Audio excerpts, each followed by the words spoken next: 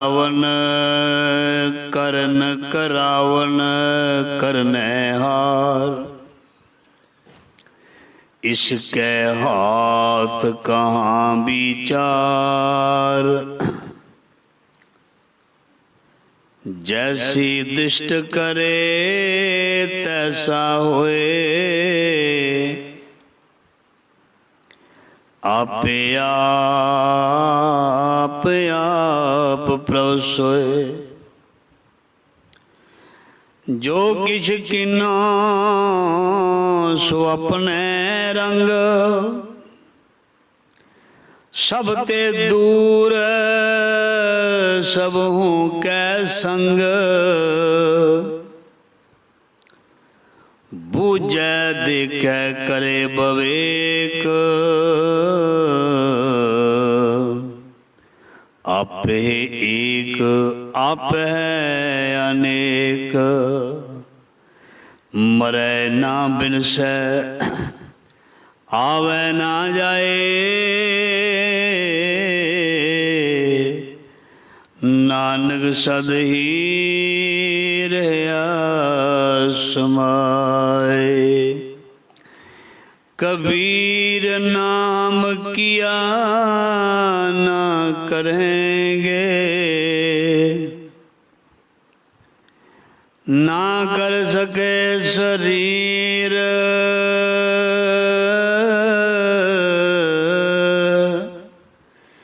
क्या जानो किछ हर किया,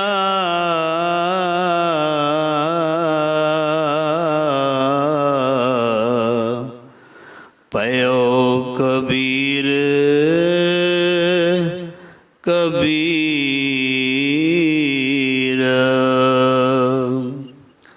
ज़ाहरा ज़हूर हाजरा हजूर,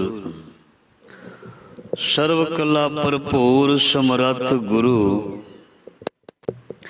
लोक परलोक दे रखयक, सद बख्शिंद मेहरवान।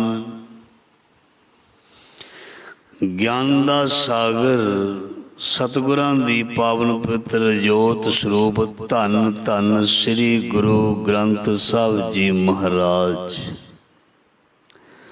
सतगुरु जी दी पवित्र गोद दे विच गुरु प्यारी साध संगत जी गुरु शब्द नाल जुड़ बैठे हाँ, जुड़ रहे हाँ। सो आप सब धनता दे योग वडभागे हो, जिन्हां ते महाराज जी ने मेहर करके अज दा चढ़िया दिन देखण नूं सानू समां दिता। क्यों? क्योंकि दुनिया दे सारे बंदे अपने जीवन की अगली सवेर नहीं देखते। जब अगली सवेर चढ़ती है, कई नवीं रूहां पैदा होंदियां ने।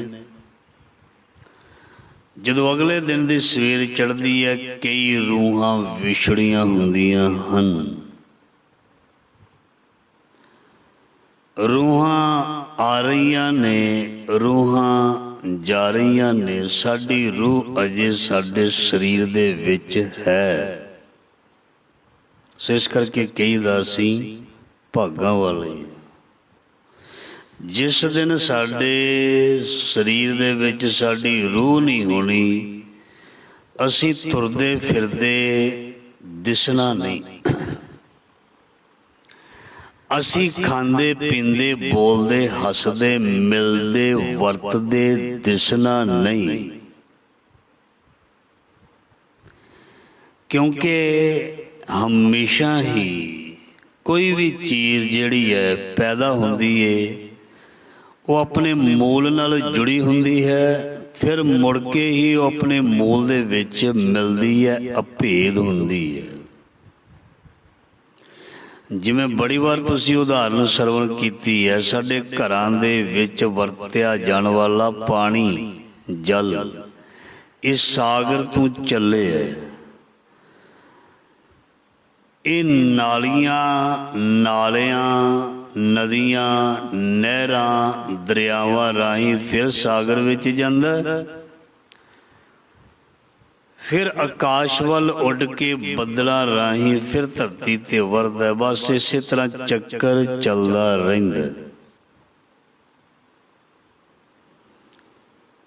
ਪਰ ਆਪਣੇ ਮੁੱਢ ਜਾਂ ਮੂਲ ਦੇ ਨਾਲ ਇਹਦਾ ਬਹੁਤ ਗਹਿਰਾ ਰਿਸ਼ਤਾ ਹੈ। ਸਾਡਾ ਬਹੁਤ ਗਹਿਰਾ ਰਿਸ਼ਤਾ ਹੈ ਪਰਮ ਪਿਤਾ ਪਰਮਾਤਮਾ ਦੇ ਨਾਲ। ਅਸੀਂ ਉਹਦੇ ਵਿੱਚੋਂ ਨਿਕਲ ਕੇ ਆਏ। ਬਾਣੀ ਮੁਤਾਬਕ ਅਸੀਂ ਉਸ ਪਰਮਾਤਮਾ ਦੇ ਵਿੱਚੋਂ ਨਿਕਲ ਕੇ ਇੱਕ ਬੂੰਦ ਜਿਹੜੀ ਹੈ, ਇੱਕ ਸਰੂਪ ਬਣਾ ਕੇ ਬਹਿ ਗਈ, ਦਾਵਾ ਕਰਕੇ ਬਹਿ ਗਈ, ਇਹ ਮੇਰਾ, ਇਹ ਤੇਰਾ, ਇਹ ਮੈਂ ਰੱਖ ਲਿਆ, ਇਹ ਤੂੰ ਰੱਖ ਲੈ। ਬਸ ਭੁਲੇਖੇ ਦੇ ਵਿੱਚ ਦਾਅਵੇ, ਭੁਲੇਖੇ ਦੇ ਵਿੱਚ ਅਹੰਕਾਰ, ਭੁਲੇਖੇ ਦੇ ਵਿੱਚ ਮੱਲ ਮਾਰਨੀ, ਭੁਲੇਖੇ ਦੇ ਵਿੱਚ ਹੀ ਸੰਸਾਰ ਨੂੰ ਆਪਣਾ ਸਮਝਣਾ। ਬਸ ਇਸੇ ਤਰ੍ਹਾਂ ਜੀਵਨ ਜਿਹੜਾ ਉਹ ਗੁਜ਼ਰਦਾ ਜਾਂਦਾ ਇਨਸਾਨ ਦਾ। ਜਦ ਇਹ ਇਨਸਾਨ ਸੰਗਤ ਕਰਦਾ, ਜਦ ਇਹ ਇਨਸਾਨ ਗੁਰੂ ਦੇ ਕੋਲ ਬਹਿੰਦਾ, ਇਸ ਨੂੰ ਸੱਚਾਈ ਦਾ ਪਤਾ ਲੱਗਦਾ। ਜੋ ਘਰ ਛੱਡ ਗਵਾਵਣਾ, ਜੋ ਘਰ ਛੱਡ ਗਵਾਵਣਾ, ਸੋ ਲੱਗਾ ਮਨ ਮਾਹੇ, ਜੈ ਕਰੋ ਜਾਏ ਤੁਧ ਵਰਤਨਾ, ਤਿਸਕੀ ਚਿੰਤਾ ਨਾਹੀਂ। ਉਹ ਘਰ ਜਿਸ ਘਰ ਵਿੱਚ ਅਸੀਂ ਰਹਿੰਦੇ ਹਾਂ, ਉਹ ਸਰੀਰ ਰੂਪੀ ਘਰ ਜਿਹਦੇ ਵਿੱਚ ਸਾਡੀ ਆਤਮਾ ਰਹਿੰਦੀ ਹੈ। ਇਹਨਾਂ ਘਰਾਂ ਨੂੰ ਇੱਕ ਦਿਨ ਜਿੰਦੜੀ ਨੇ, ਜਿੰਦ ਨੇ ਛੱਡ ਜਾਣਾ ਹੈ। ਪਰ ਇਸ ਘਰ ਨੂੰ ਬਹੁਤ ਜ਼ਿਆਦਾ ਆਪਣਾ ਸਮਝ ਲਿਆ। ਸਰੀਰ ਰੂਪੀ ਘਰ ਨੂੰ ਅਸੀਂ ਸਮਝ ਲਿਆ ਇਹ ਮੇਰਾ ਹੈ, ਸਰੀਰ ਮੇਰਾ ਨਹੀਂ। ਸਰੀਰ ਅਮਾਨਤ ਹੈ ਕਿਹਦੀ? ਪੰਜ ਤੱਤਾਂ ਦੀ।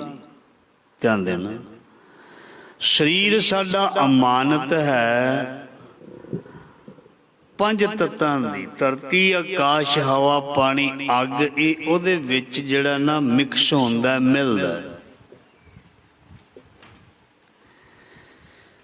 ਅਮਾਨਤ ਜਿਹੜੀ ਹੈ ਇਹ ਸੌਂਪਣੀ ਪੈਂਦੀ ਹੈ। ਅਮਾਨਤ ਤੇ ਦਾਵਾ ਨਹੀਂ, ਅਮਾਨਤ ਆਪਣੀ ਨਹੀਂ। ਇਸ ਲਈ ਗੁਰੂ ਮਹਾਰਾਜ ਜੀ ਦੀ ਬਾਣੀ ਸਾਨੂੰ ਦੱਸਦੀ ਹੈ ਇਹ ਇਸ ਦਾ ਜੋ ਮੂਲ ਹੈ, ਮੂਲ ਸਾਡਾ ਪਰਮਾਤਮਾ ਹੀ ਹੈ। ਸੋ ਦੇਹੀ ਜਿਹੜੀ ਇਸ ਨੂੰ ਮਿੱਟੀ ਆਖਿਆ ਬਾਣੀ ਦੇ ਵਿੱਚ। ਕਬੀਰ ਮਾਟੀ ਕੇ ਹਮ ਪੁੱਤਰ, ਮਾਨਸ ਰਾਖਿਓ ਨਾਉ। ਇਹ ਮਿੱਟੀ ਅਲੱਗ-ਅਲੱਗ ਤੱਤਾਂ ਦੇ ਵਿੱਚ ਮਿਲੇਗੀ ਔਰ ਬਾਕੀ ਰਹਿ ਗਈ ਸਾਡੀ ਰੂਹ ਆਤਮਾ। ਉਹ ਮੈਂ ਪਹਿਲਾਂ ਵੀ ਬੇਨਤੀ ਕੀਤੀ, ਇਹ ਵੀ ਪ੍ਰਮਾਤਮਾ ਦੇ ਵਿੱਚੋਂ ਹੀ ਹੋ ਕੇ ਆਈ ਹੈ। ਇਸ ਕਰਕੇ ਇਹ ਫਿਰ ਉਸ ਦੇ ਵਿੱਚ ਜਾਏਗੀ। ਪਰ ਜੇ ਜਾਣ ਦੇ ਯੋਗ ਹੋਏਗੀ ਤਦ। ਇਹ ਆਪਣੇ ਪਰਮ ਪਿਤਾ ਦੇ ਵਿੱਚ ਅਭੇਦ ਹੋਏਗੀ। ਪਰ ਜੇ ਯੋਗ ਹੋਏਗੀ ਤਾਂ ਜਿਵੇਂ ਉਸਨੇ ਦਿੱਤੀ ਸੀ ਉਵੇਂ ਦੀ ਹੋਏਗੀ, ਉਹਦੇ ਨਾਲੋਂ ਵਧੀਆ ਹੋਏਗੀ ਤਾਂ। ਜਿਸ ਰੂਹ ਨੂੰ ਕਰ ਲਿਆ ਖਰਾਬ, ਕਿਸੇ ਕੋਲੋਂ ਮੰਗਵੀ ਲਈ ਚੀਜ਼, ਉਹਨੂੰ ਭੰਨ ਤੋੜ ਕੇ ਵਾਪਸ ਕਰਨੀ ਚਾਹੀਏ। ਕਈ ਵਾਰ ਉਹ ਲੈਂਦਾ ਹੀ ਨਹੀਂ, ਕਹਿੰਦਾ ਜਿਵੇਂ ਦੀ ਦਿੱਤੀ ਘੱਟੋ ਘੱਟ ਉਵੇਂ ਦੀ ਤੇ ਵਾਪਸ ਕਰ। ਮੈਂ ਟੁੱਟੀ, ਮੈਂ ਭੱਜੀ, ਮੈਂ ਖਰਾਬ ਦਿੱਤੀ ਸੀ ਵਰਤਣ ਦੇ ਲਈ, ਤੂੰ ਮੈਨੂੰ ਟੁੱਟੀ ਭੱਜੀ ਖਰਾਬ ਵਾਪਸ ਕਰ ਰਹੇ ਆ, ਨਹੀਂ ਨਾ ਲੈਂਦਾ। ਮਹਾਰਾਜ ਜੀ ਕਹਿੰਦੇ ਜਿਸ ਦਿਨ ਤੈਨੂੰ ਪੈਦਾ ਕੀਤਾ ਸੀ, ਸੋਚ ਕਿੰਨਾ ਸੁੰਦਰ ਸੀ ਤੇਰਾ ਤਨ ਤੇ ਮਨ। ਜਦ ਤੂੰ ਮੇਰੇ ਪਾਸ ਵਾਪਸ ਆਉਣਾ, ਕੀ ਉਸ ਤਰ੍ਹਾਂ ਦਾ ਹੈ? ਜੇ ਨਹੀਂ ਉਸ ਤਰ੍ਹਾਂ ਦਾ ਤੇਰਾ ਮਨ, ਤੇ ਫਿਰ ਤੈਨੂੰ ਮੈਂ ਆਪਣੇ ਵਿੱਚ ਰਲਾਉਣਾ ਨਹੀਂ। ਨਹੀਂ ਲੋਕ ਰਲਾਉਂਦੇ ਜਿਹਦੇ ਨਾਲ ਵਿਚਾਰ ਨਹੀਂ ਮਿਲਦੇ। ਨਹੀਂ ਲੋਕ ਰਿਸ਼ਤੇ ਨਿਭਾਉਂਦੇ ਜਿਨ੍ਹਾਂ ਦੇ ਨਾਲ ਵਿਚਾਰ ਨਾ ਮਿਲਣ।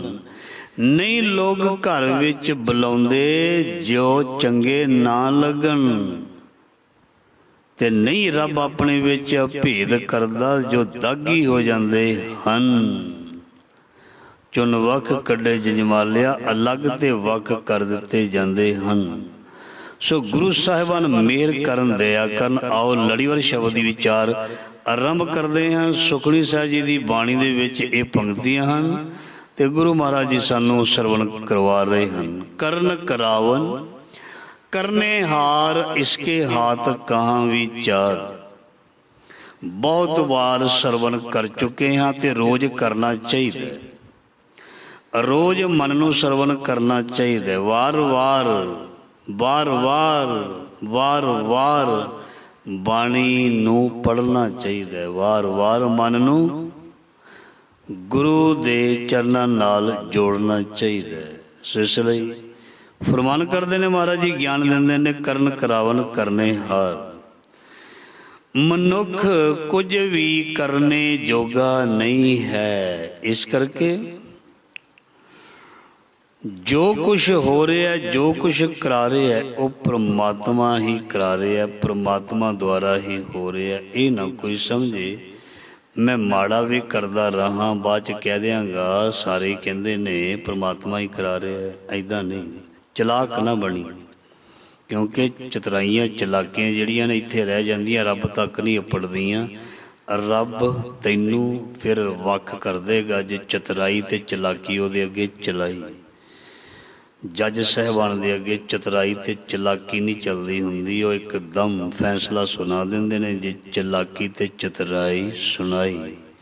ਇਸ ਲਈ ਗੁਰੂ ਮਹਾਰਾਜ ਜੀ ਕਹਿੰਦੇ ਕਰਨ ਕਰਾਵਨ ਕਰਨੇ ਹਾਰ। ਸਭ ਕੁਛ ਉਹ ਆਪ ਹੀ ਕਰਨੇ ਜੋਗਾ ਤੇ ਇਹ ਜੀਵ ਕੁਝ ਵੀ ਨਹੀਂ ਕਰ ਸਕਦਾ, ਕੁਝ ਵੀ ਨਹੀਂ ਕਰ ਸਕਦਾ। ਜਿੱਥੇ ਤੱਕ ਅਸੀਂ ਪਹੁੰਚੇ ਹਾਂ, ਇਹ ਪਹੁੰਚਾਉਣ ਵਾਲਾ ਉਹ ਪ੍ਰਮਾਤਮਾ ਹੀ ਹੈ।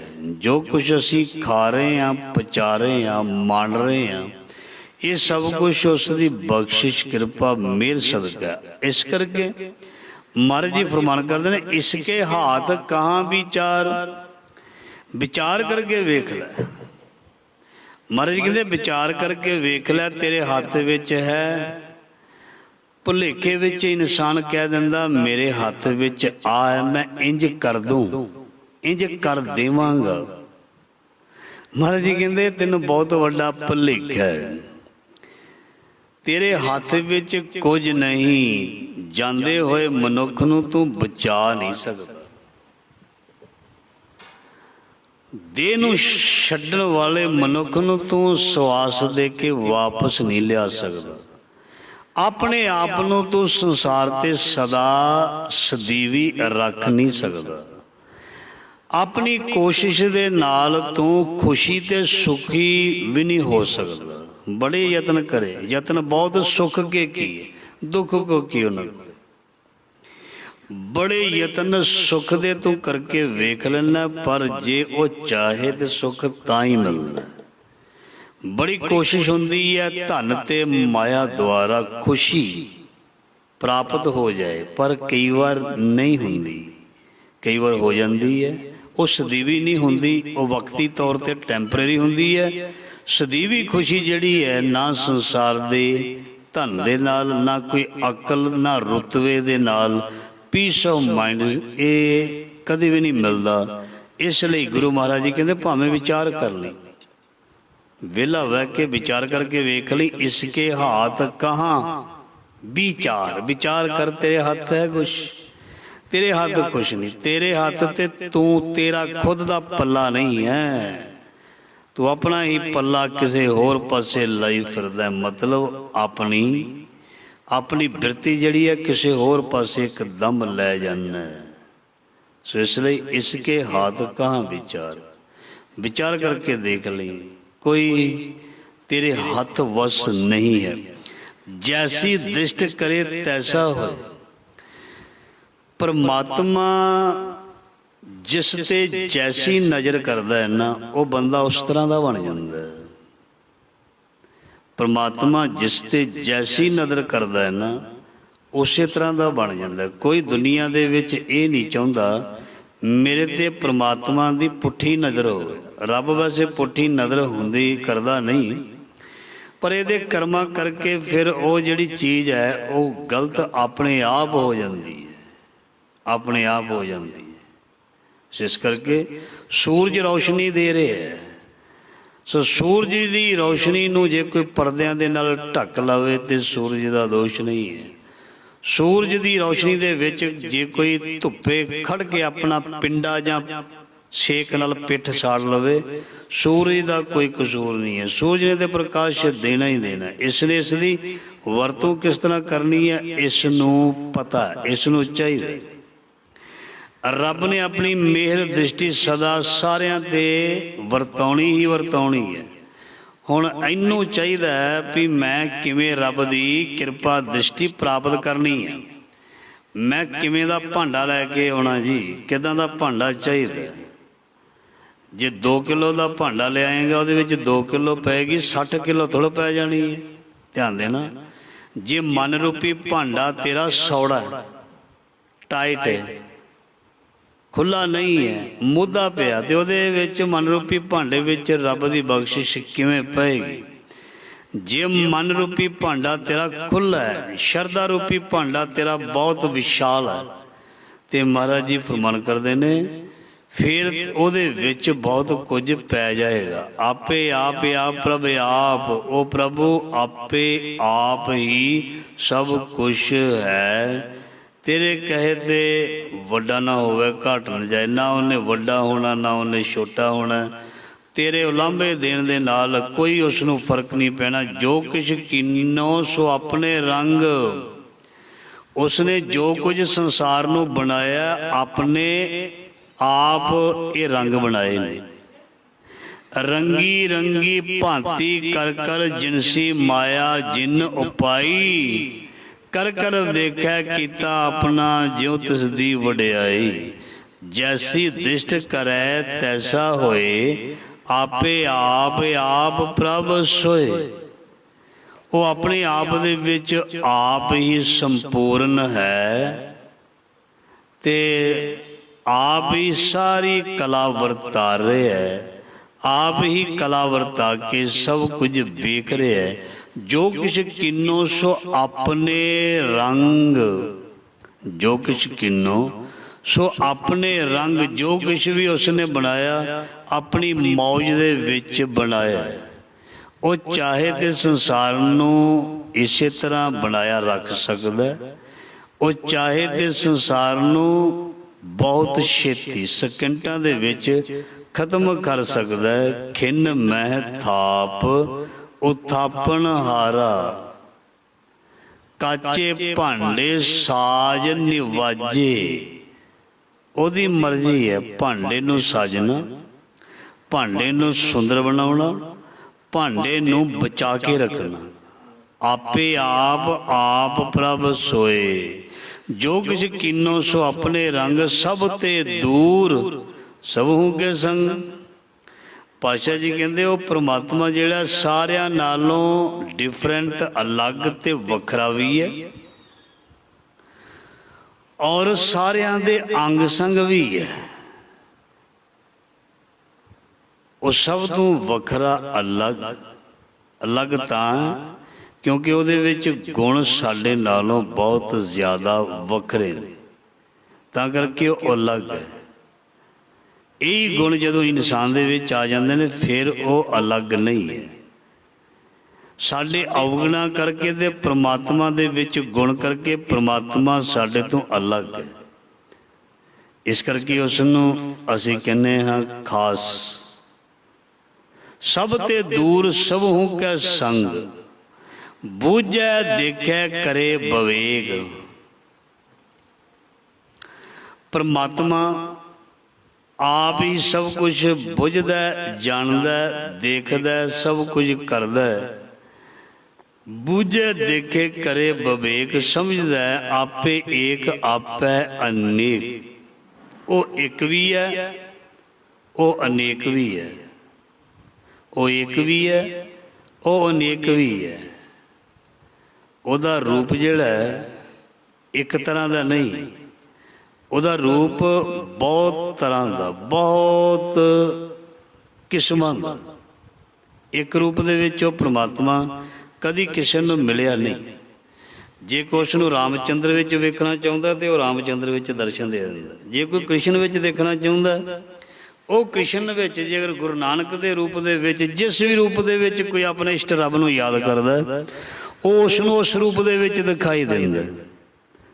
ਹੋਰ ਗੱਲ ਲੈ ਲਈਏ, ਜ਼ਿਆਦਾ ਹੀ ਨੇੜੇ ਲੈ ਜਾਈਏ, ਜੇ ਕੋਈ ਆਪਣੇ ਰੂਪ ਦੇ ਵਿੱਚ ਵੀ ਦੇਖਣਾ ਚਾਹੇ ਨਾ, ਜਿਹੜੀ ਸਾਡੀ ਬੋਡੀ ਹੈ, ਜਿਹੜਾ ਸਾਡਾ ਖੁਦ ਦਾ ਸਰੀਰ ਹੈ, ਤੇ ਇਸ ਸਰੀਰ ਦੇ ਵਿੱਚ ਵੀ ਉਹ ਦੇਖ ਸਕਦਾ।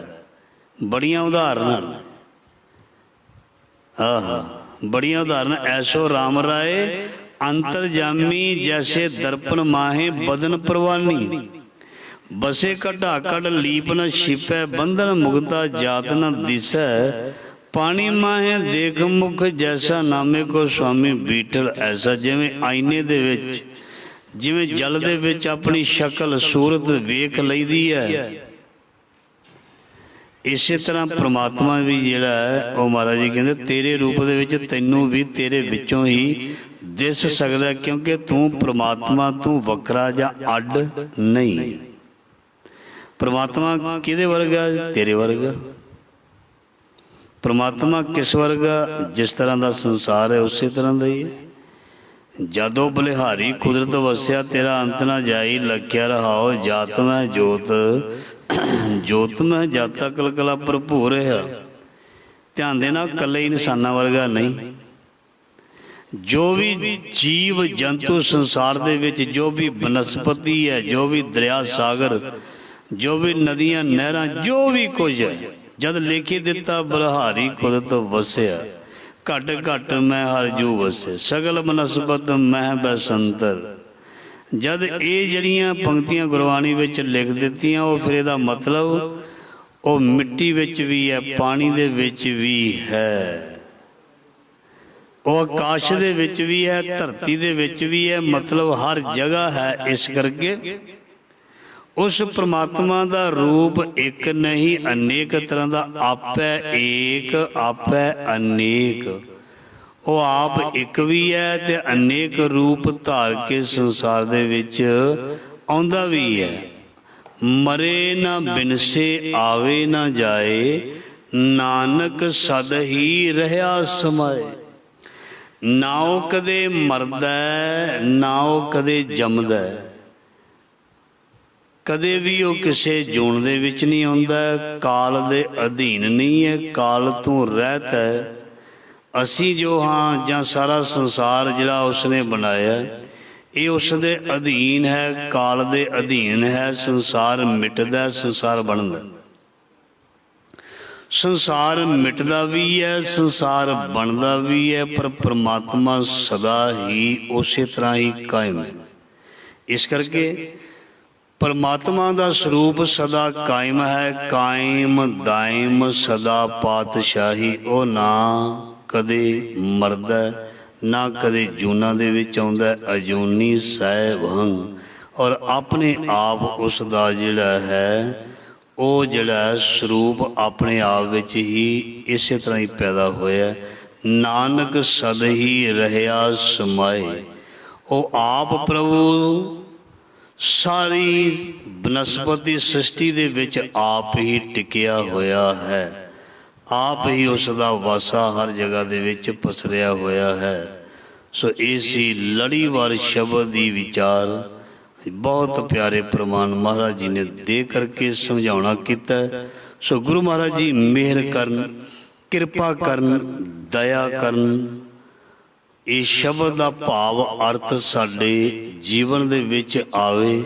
ਜੋ ਬਾਣੀ ਦੇ ਵਿੱਚ ਲਿਖਿਆ, ਜੋ ਬਾਣੀ ਸਾਨੂੰ ਕਹਿੰਦੀ ਹੈ, ਜੋ ਕਰਮ ਕਰਨ ਨੂੰ ਕਹਿੰਦੀ ਹੈ, ਉਹ ਅਸੀਂ ਕਰ ਲਈਏ।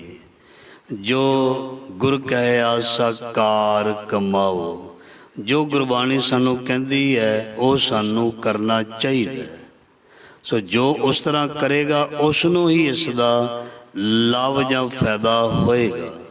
ਜੋ ਗੁਰੂ ਕਹਿੰਦਾ ਉਹ ਜੇ ਕੇਵਲ ਅਸੀਂ ਸੁਣਦੇ ਹਾਂ, ਕਰਦੇ ਨਹੀਂ ਹਾਂ, ਤੇ ਫਿਰ ਗੁਰੂ ਦੇ ਸੁਣੇ ਦਾ ਕੋਈ ਅਰਥ ਨਹੀਂ। ਸੁਣ ਕੇ ਮਹਾਰਾਜ ਜੀ ਕਹਿੰਦੇ ਉਸ ਨੂੰ ਮੰਨ ਲੈਣਾ ਜੋ ਬਾਣੀ ਵਿੱਚ ਲਿਖਿਆ।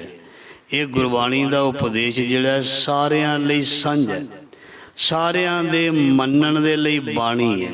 ਕਿਸੇ ਵੀ ਕਿਸਮ ਦਾ ਸਬਜੈਕਟ ਗੁਰੂ ਗ੍ਰੰਥ ਸਾਹਿਬ ਜੀ ਦੇ ਵਿੱਚ ਵਿਸ਼ਾ ਆਉਂਦਾ ਹੈ, ਸਿਮਰਨ ਦਾ ਆਉਂਦਾ ਹੈ, ਸੇਵਾ ਦਾ ਆਉਂਦਾ ਹੈ, ਪਰਉਪਕਾਰ ਦਾ ਆਉਂਦਾ ਹੈ, ਜਾਂ ਹੋਰ ਬਹੁਤ ਤਰ੍ਹਾਂ ਦੇ ਵਿਸ਼ੇ ਨੇ। ਇਹ ਸਾਨੂੰ ਕਰਨ ਦੇ ਲਈ ਕਿਹਾ, ਹੋਰ ਕਿਸੇ ਜੋਨੀ ਦੇ ਲੋਕਾਂ ਨੂੰ ਕਰਨ ਦੇ ਲਈ ਨਹੀਂ ਕਿਹਾ। ਸੋ ਇਸ ਕਰਕੇ ਜੋ ਗੁਰੂ ਕਹਿੰਦਾ ਹੈ, ਗੁਰ ਕਹਿਆ ਸਾ ਕਾਰ ਕਮਾਵੋ, ਵਾਰ-ਵਾਰ ਬਾਣੀ ਵਿੱਚ ਲਿਖਿਆ। ਜੋ ਗੁਰੂ ਦਾ ਹੁਕਮ ਹੈ ਉਸ ਨੂੰ ਕਰਨਾ ਪਏਗਾ, ਜੋ ਕਰੇਗਾ ਉਹੀ ਸਭ ਕੁਝ ਲਵੇਗਾ। ਸੋ ਗੁਰੂ ਜੀ ਮਿਹਰ ਕਰਨ, ਜੋ ਸਤਿਗੁਰੂ ਜੀ ਸਾਨੂੰ ਪੜ੍ਹਾਉਂਦੇ ਨੇ, ਸਿਖਾਉਂਦੇ ਨੇ, ਸਾਨੂੰ ਸਭ ਨੂੰ ਉਸ ਦੇ ਮੁਤਾਬਕ ਹੀ ਆਪਣੇ ਜੀਵਨ ਨੂੰ ਬਤੀਤ ਕਰਨਾ ਚਾਹੀਦਾ, ਆਪਣੇ ਜੀਵਨ ਨੂੰ ਉਸੇ ਤਰ੍ਹਾਂ ਹੀ ਬਣਾਉਣਾ ਚਾਹੀਦਾ। ਮਤਲਬ ਗੁਰੂ ਦੀ ਮੱਤ ਲੈ ਕੇ, ਗੁਰੂ ਦੀ ਸਿੱਖਿਆ ਲੈ ਕੇ ਆਪਣੇ ਜੀਵਨ ਨੂੰ ਅਸੀਂ ਸਵਾਰ ਸਕਦੇ ਹਾਂ।